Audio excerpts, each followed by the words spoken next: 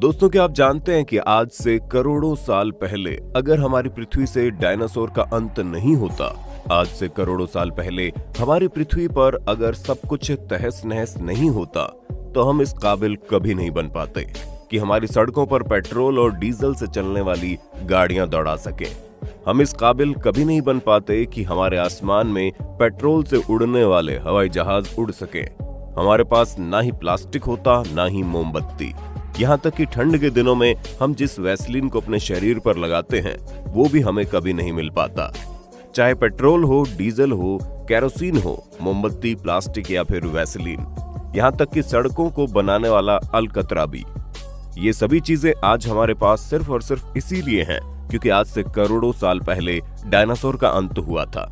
आज से करोड़ों साल पहले पृथ्वी पर एक भयंकर भूचाल आया था जिसने पृथ्वी पर मौजूद हर एक चीज को तहस नहस कर दिया।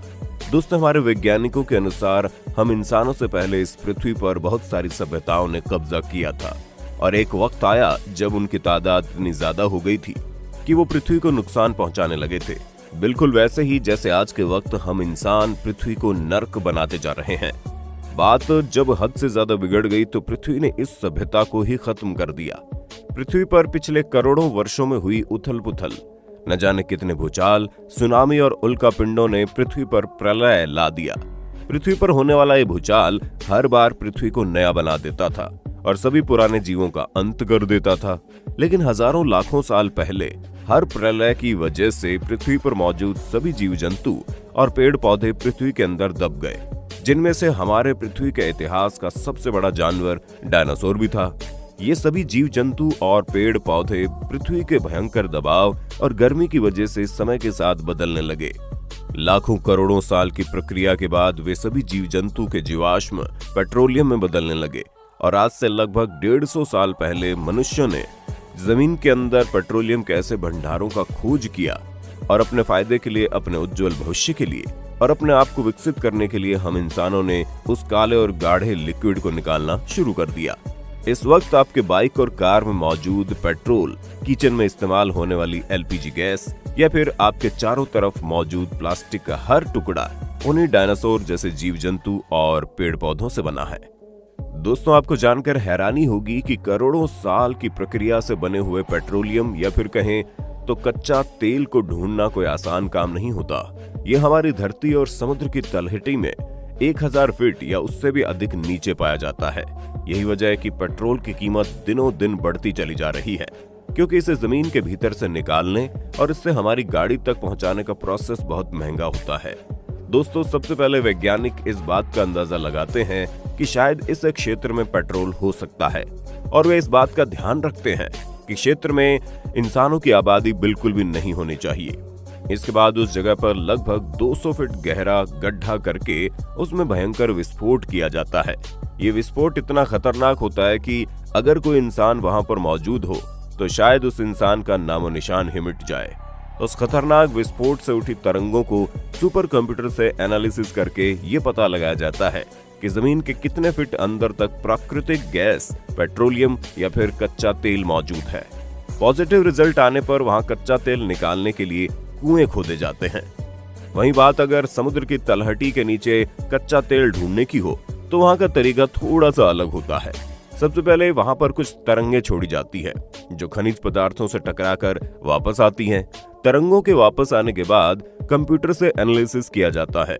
ये तकनीक बिल्कुल वैसी ही है जैसे डॉक्टर गर्भवती महिलाओं के पेट में बच्चे को देखने के लिए सोनोग्राफी किया करते हैं।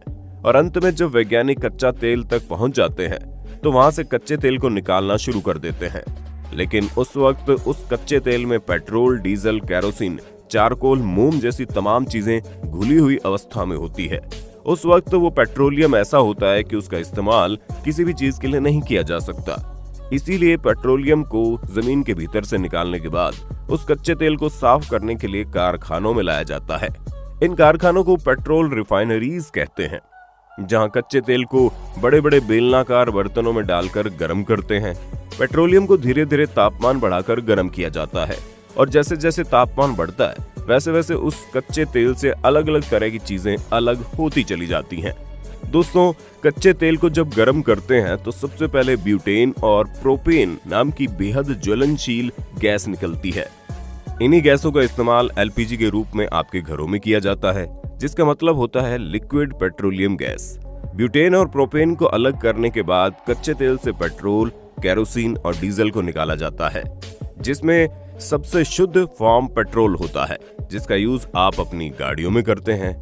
फिर बारी आती है केरोसिन की और उसके बाद डीजल की। जिस फ्यूल का इस्तेमाल हवाई जहाज के लिए होता है, उसके लिए केरोसिन को बहुत ज्यादा रिफाइन किया जाता है।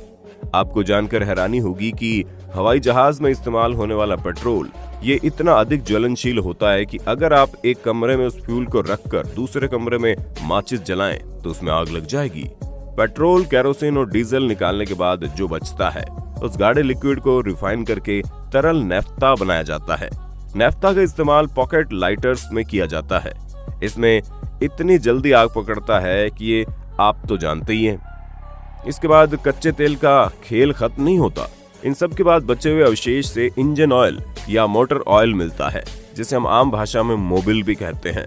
बेहद चिकनाहट वाला ये लिक्विड मोटर के पार्ट्स के बीच घर्षण कम करता है और पुर्जों को लंबे समय तक सुरक्षित रखता है। मोटर ऑयल निकलने के बाद तेल से काफी फैट निकलता है। इसे ऑयल फैट या ग्रीस कहते हैं, जिसका इस्तेमाल लगातार घर्षण का सामना करने वाले पुर्जों को नमी से बचाने के लिए होता है। लेकिन कच्चे तेल की कहानी अब भी खत्म नहीं होती। ग्रीस या फिर कहें ऑयल फैट को बहुत ज्यादा रिफाइन करने पर गंधहीन और स्वादहीन जेली निकलती है। ये वही जेली होती है जिसका इस्तेमाल ठंड के दिनों में आप अपनी त्वचा पर वैसेलीन के रूप में करते हैं। दोस्तों, आपको यकीन नहीं हो रहा ना, लेकिन ये बात सच है कि आप जिस वैसेलीन का इस्तेमाल करते हैं वो जमीन के भीतर से निकलने वाले कच्चे तेल से ही निकाला जाता है। इतना ही नहीं, बिजली चले जाने के बाद आप जिस मोमबत्ती का इस्तेमाल करते हैं, उस मोमबत्ती को भी कच्चे तेल से ही निकाला जाता है। वैज्ञानिक भाषा में रिफाइनरी से निकले मोम को पेट्रोलियम वैक्स कहते हैं। और अंत में बारी आती है चारकोल की, जिसे आप लोग शायद अलकतरा भी कहते होंगे। दुनिया के अधिकतर हिस्सों में अलकतरा का इस्तेमाल सड़क बनाने के लिए किया जाता है। और सबसे अंत में बारी आती है प्लास्टिक की। कच्चे तेल का इस्तेमाल प्लास्टिक बनाने के लिए भी किया जाता है। शायद आपको मालूम नहीं हो, लेकिन दुनिया भर में मिलने वाला ज्यादातर प्लास्टिक कच्चे तेल से ही निकाला जाता है। अगर आप भी पेट्रोलियम से निकलने वाले इन सभी चीजों का इस्तेमाल किसी न किसी रूप में करते हैं, तो आप एक बार करोड़ों साल पहले हमारी पृथ्वी पर रहने वाले डायनासोर और तमाम जीव जंतुओं को शुक्रिया कहना मत भूलना। दोस्तों, आपको ये भी बता दें कि हमारे भारत में पेट्रोल और डीजल की जितनी खपत होती है, उनमें से अधिकतर को कच्चे तेल के फॉर्म में बाहरी देशों से लाया जाता है, जिसे रिफाइन करने के लिए हमारे भारत में 25 पेट्रोल रिफाइनरी मौजूद है। आपको जानकर हैरानी होगी कि पूरी दुनिया का सबसे बड़ा पेट्रोल रिफाइनरी कारखाना हमारे भारत में ही है, जो गुजरात के जामनगर में बना है। इस पेट्रोल रिफाइनरी का मालिक मुकेश अंबानी है। कुल क्षमता के अनुसार ये दुनिया की सबसे बड़ी रिफाइनरी है, जो 7,500 एकड़ पर फैला हुआ है। इस पेट्रोल रिफाइनरी को रिलायंस इंडस्ट्रीज के द्वारा 1999 में शुरू किया गया था। हालांकि इस वक्त भारत सरकार के द्वारा महाराष्ट्र के रत्नागिरी जिले में जामनगर से भी बहुत बड़ा पेट्रोल रिफाइनरी तैयार किया जा रहा है। आपको जानकर हैरानी होगी कि उस रिफाइनरी को तैयार करने में 3 लाख करोड़ रुपए का खर्चा आएगा। और इस रिफाइनरी का सबसे बड़ा हिस्सेदार इंडियन ऑयल नाम की सरकारी कंपनी है। भारत सरकार का कहना है कि भारत अब वो देश नहीं रहा जो सिर्फ पेट्रोल का इस्तेमाल करता है। इस रिफाइनरी के बनने के बाद भारत अब पूरी दुनिया में पेट्रोल का व्यापार करने की ताकत रखेगा। दोस्तों, आपको ये भी जानने की जरूरत है कि हमारे देश हिंदुस्तान में पेट्रोल और डीजल इतना महंगा क्यों मिलता है। दरअसल हमारे देश में कच्चे तेल का उत्पादन नहीं किया जाता, यानी कि हमारे देश में कच्चा तेल लगभग ना के बराबर निकाला जाता है। इसी वजह से हमारा देश दूसरे देशों से कच्चा तेल इंपोर्ट करता है और इंपोर्ट करने की वजह से ही इस पर ढुलाई का चार्ज, उसके बाद रिफाइन करने का चार्ज और फिर आम जनता तक पहुंचते पहुंचते इस पर न जाने कितने तरह के टैक्स लग जाते हैं, जिस कारण पेट्रोल हमारी गाड़ी तक पहुंचते पहुंचते 80 से 100 रुपए प्रति लीटर पहुंच जाता है। वैसे इस वक्त आपके शहर में पेट्रोल और डीजल कितने रुपए प्रति लीटर मिल रहा है, हमें कमेंट करके बताइए। दोस्तों, उम्मीद है ये जानकारी आपको अच्छी लगी होगी। वीडियो अच्छी लगी हो तो लाइक कीजिए और हमारे चैनल को सब्सक्राइब करके बेल आइकन को ऑन करना बिल्कुल मत भूलना।